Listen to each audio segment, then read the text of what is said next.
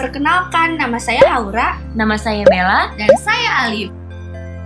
Kami adalah partisipan PKM-GFK yang diselenggarakan oleh Kementerian Riset Teknologi dan Pendidikan Tinggi dari Institut Pertanian Bogor yang mengangkat isu nasional NKRI.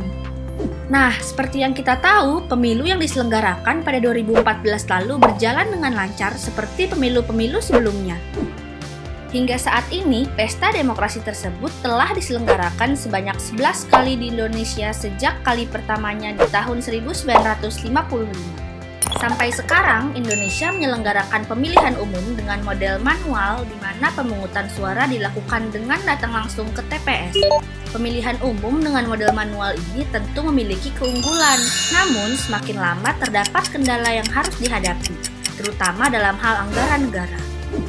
Anggaran yang dikeluarkan untuk setiap kali penyelenggaraan pemilu juga tak bisa dibilang sedikit. Pada 2 pemilu terakhir, total anggaran yang kita habiskan menyentuh angka 24,5 triliun, yakni 8,5 triliun pada 2009 dan 16 triliun pada 2014.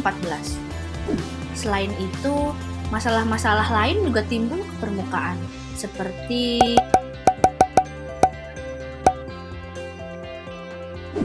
apakah kita pernah membayangkan jika Indonesia menerapkan pemilu online? Pemilu online yang dimaksud di sini adalah pemilu yang sistemnya terintegrasi dengan teknologi blockchain yang diberi nama Similink. Tapi, apa sih blockchain itu?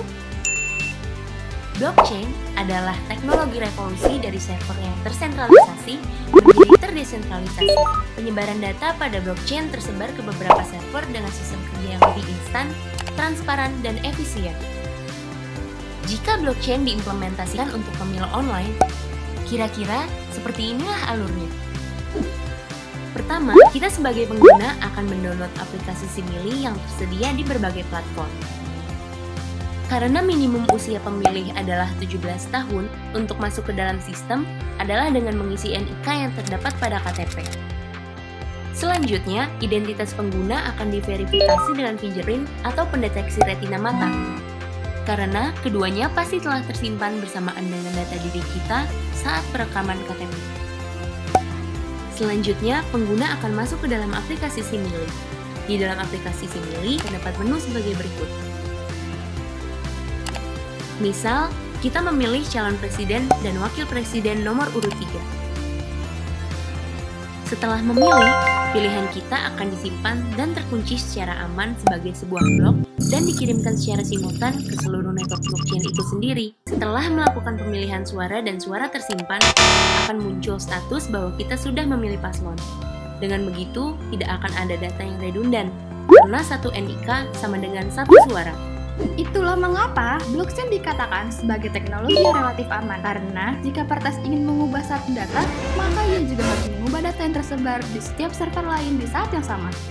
Dengan aplikasi Simili, Komisi Pemilihan Umum dan kita sebagai masyarakat Indonesia telah ikut serta mengikuti era 4.0, sehingga tidak perlu lagi mencetak surat suara, menyiapkan tempat pemungutan suara, meminimalkan golput, mempermudah perhitungan suara, lebih modern, efisien, paperless, menghilangkan masalah pemilihan ganda, ghost voter, tidak bisa memilih karena kehabisan kertas, dan pastinya meminimalkan biaya yang dibutuhkan untuk pemilu.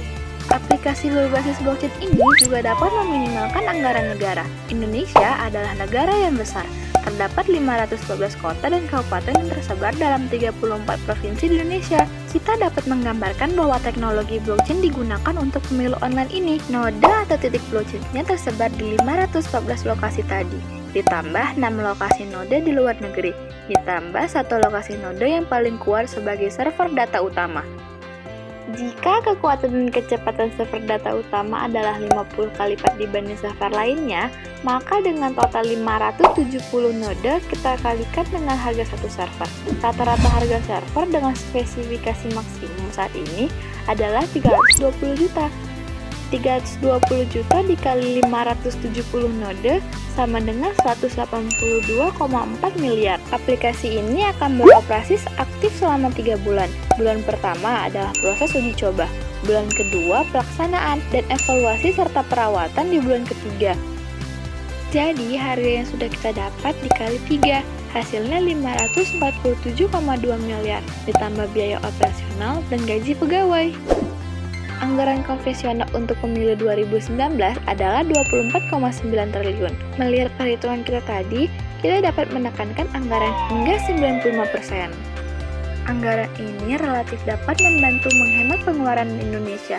Jika melihat secara jauh ke depan, implementasi pemilu online ini akan membawa dampak besar untuk Indonesia, karena kemudahannya untuk dapat terus diaplikasikan dalam jangka panjang. Tidak hanya itu, dengan transformasi sistem pemilu tradisional ke sistem online, kita dapat meminimalkan risiko lain seperti berita hoax seputar pemilu yang saat ini sering beredar. Tidak hanya itu, dengan transformasi sistem pemilu tradisional ke sistem online, kita dapat meminimalkan risiko lain seperti berita hoax seputar pemilu yang saat ini sering beredar. Sebenarnya, BPPD telah mencanangkan sistem e-voting sejak lama. Sayangnya, hingga saat ini, e-voting belum dapat diterapkan di Indonesia melihat infrastruktur di daerah yang belum memadai.